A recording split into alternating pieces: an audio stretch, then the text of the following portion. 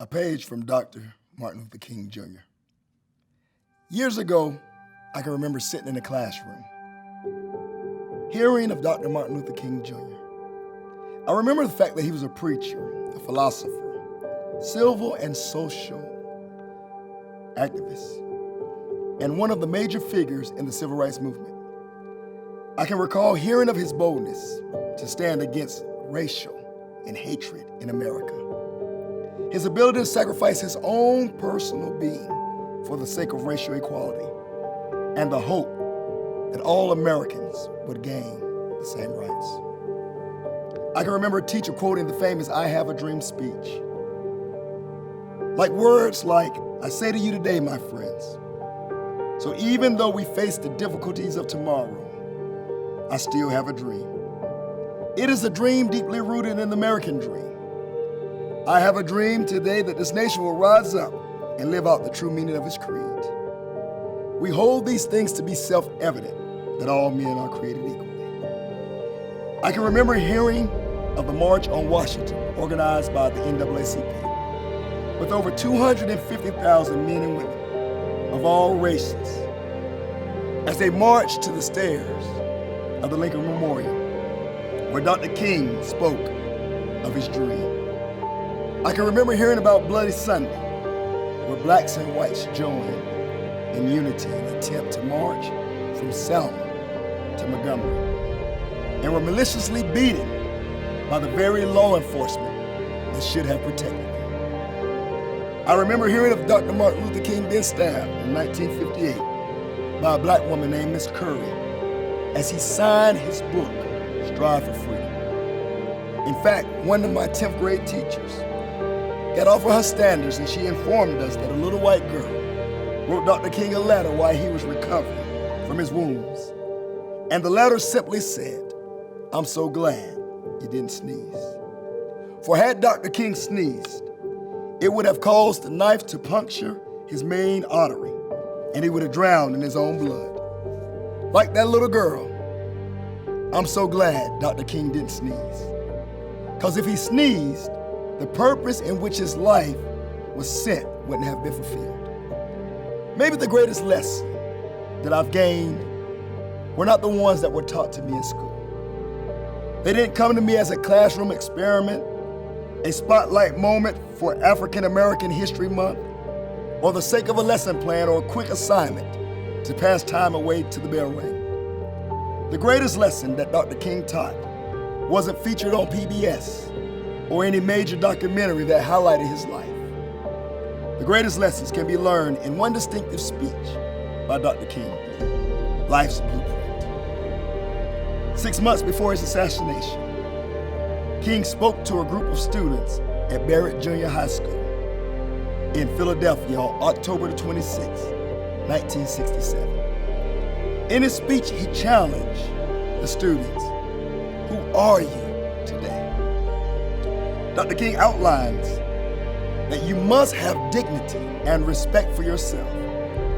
Understand your self-worth is not in the shoes you wear, the friends you have, where you live, or what you drive. But your worth is in the ability to build a legacy that someone died to give you. My legacy today is built on a grandmother who could not read or who could not write.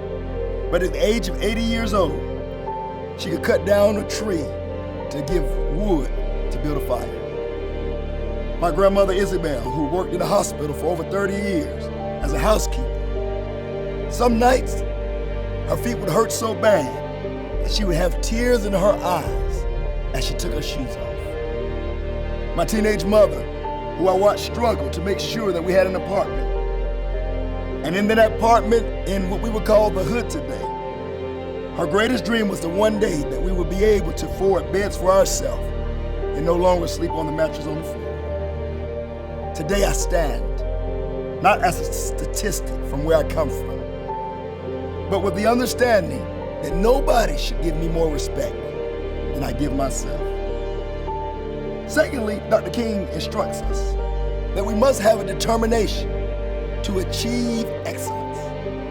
Every good grade that we get, every promotion that we get, is not just for ourselves, but it's for people like Harriet Tubman, who rescued 300 or more slaves in spite of suffering from seizures.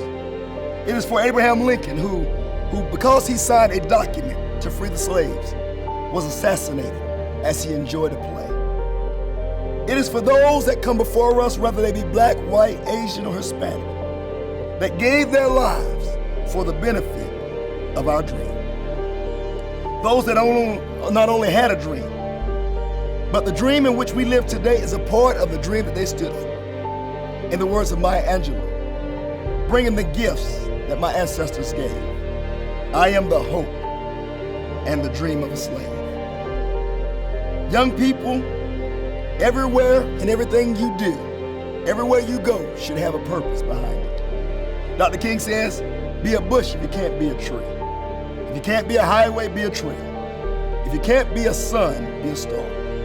For it isn't by the size of how you win or fail, but be the best at whatever you are. And finally, in your life's blueprint, make a commitment to the internal principles of beauty, love, and justice. However young you are, you have a responsibility to seek to make your nation better than which you live in today. You have a responsibility to seek to make the world a better place for everybody. And so you must be involved in the freedom and the injustice. Walk like little Ruby Bridges as she made her way to the steps of that school for change. Run like the kids in Birmingham, Alabama, as they ran toward the dream of equality. Had Dr. King been alive today, he would have told us to be a part of the solution and not the problem. I believe he would have told us to be doctors, lawyers, teachers, business owners, to not involve ourselves in games. I believe that he would have told us that it doesn't matter from which you come from, but what matters is where you're going.